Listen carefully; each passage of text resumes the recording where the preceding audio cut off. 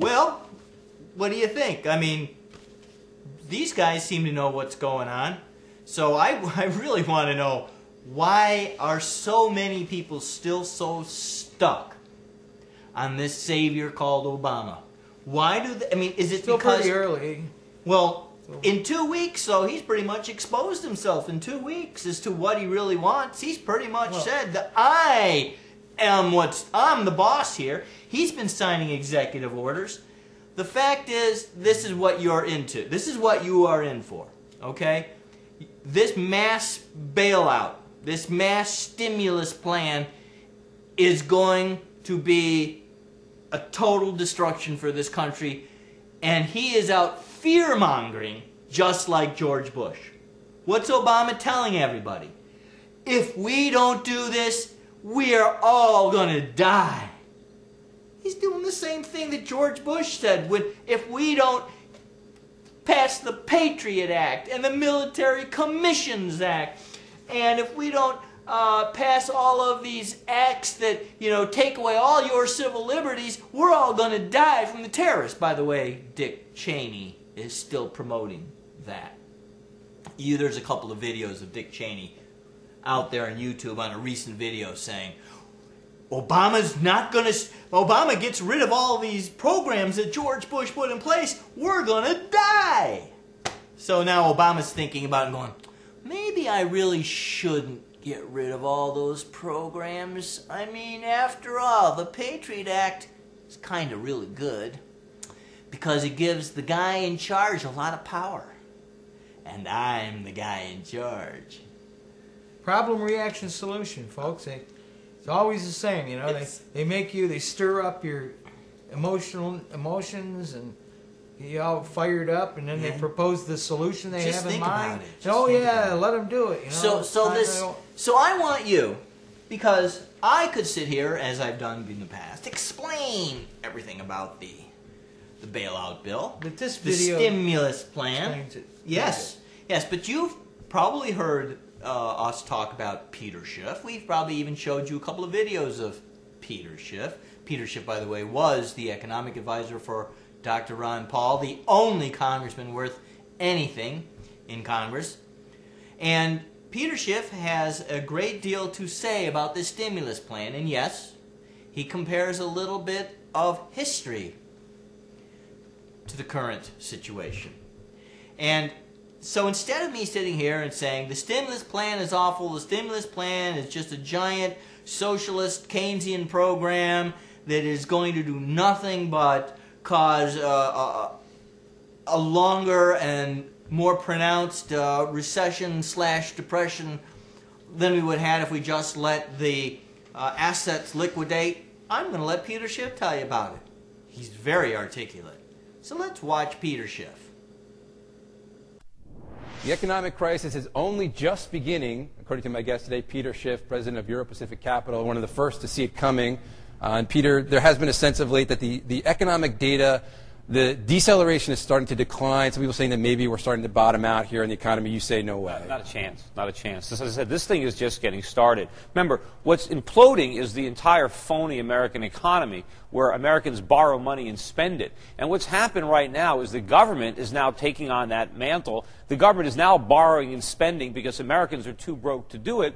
But what we're doing is making the problem worse. And when the bubble finally bursts in the bond market, and maybe it already has, judging by what's happened so far this month, quite substantially, if the dollar rolls over, which it should, and begins to fall, ultimately it's going to collapse. That's going to knock the rug out from under everything the government is doing, because when the bond bubble bursts, now the government needs a bailout, the government is broke, and that's when this crisis is really going to go into a whole new gear. Because we're certainly not there yet, but at this point the government can still borrow for long-term at relatively low rates. Is your prescription that they shouldn't do anything? No, of course.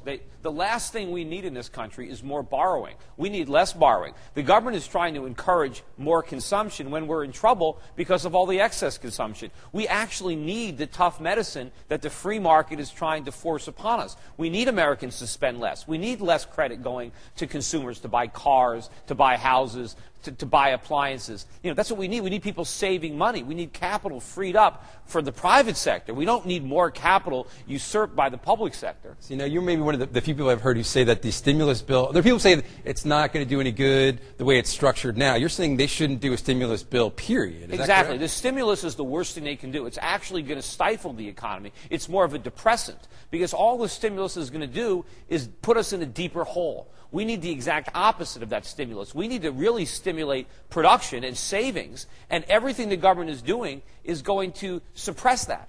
Interesting. So we have seen the savings rates start to tick up in this country. Yes, so that's the a good public, thing. that's a good thing. You're saying the public is doing it, but the government, they're just continuing to spend and spend more and more, going deeper into Right, debt. and the government is trying to interfere with that process. We need the savings rate to go a lot higher. But of course, if Americans are saving their money, they can't spend it. And it means we're going to have a very severe recession. But that's the price we have to pay for years of reckless borrowing and spending. The government has to fess up, level with the American public, and let them know this is going to be tough. Because if the government continues on this course, they're going to create an inflationary depression that is going to be much worse than anything any of us have ever experienced. And you think it would be worse than what's going to happen now if we continue along this path? Yeah, right? It's the exact opposite of what President Obama is saying. He's saying that it's going to be terrible unless we act. What I'm saying is, if we don't act, it's still going to be terrible. But if we do act, it's going to be an unmitigated disaster. So basically what you're saying is we need to totally change the way the structure of this economy is done, because it's built on consumers borrowing, consumers spending. Well, that's the problem. It's built on a phony foundation. We have to let that foundation collapse so we can replace it with a more viable one. We need to build an economy on underconsumption, on savings, and on production. That's the only viable economy. Just like Bernie Madoff's investment scheme couldn't work because it was a Ponzi scheme. Well, our economy can't work. It's a Ponzi economy. We have to let it collapse so we can replace it with a viable one. Okay, and you said at the top that maybe the bond bubble has started to burst, and that's the first step in the next cycle downward. What time frame are you looking at when the scenario you're seeing starts to unfold in a major way? I think it'll unfold probably before the end of the year, if not in 2010. But when the government's ability to borrow is gone, and when interest rates really start to rise, now we're going to start to experience this crisis in a much higher degree.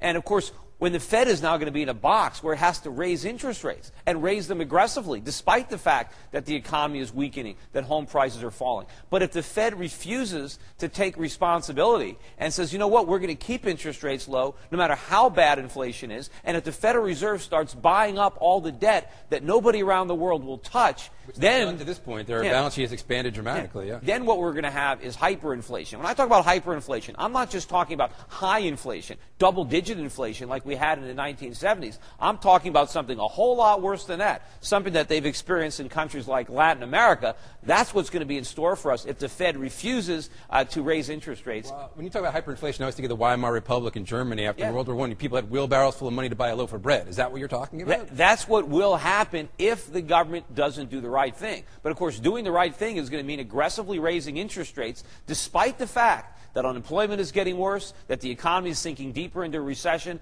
They're going to have to do what they're refusing to do now, which is going to be difficult, because if they did the right thing now, it wouldn't be nearly as painful as doing the right thing a year from now or 2 years from now. You're saying take the tougher medicine now, but a lot of people would say if you do those things now, what is a recession here becomes a depression, that was some of the problems in the 1930s, that the Fed was too restrictive when the economy started to go down. That's actually the opposite is true. Remember, the Great Depression was a result of government policy. First, Hoover was very much like George Bush. Hoover refused to allow the market to function. We had a bubble in the 1920s. That was the result of easy money policies, interest rates being too low during that time period. When the bubble burst, instead of allowing the natural correction of the market, which we had always done up until that point, Hoover was interventionist. He was very much anti-free market, anti-capitalism, which is not, the spin that's there today. Right. And so he tried everything under the sun. He had his own versions of bailouts and stimuluses. He didn't let the market work. He helped create the Depression. Then Roosevelt came in, initially critical of all the things that Hoover had done,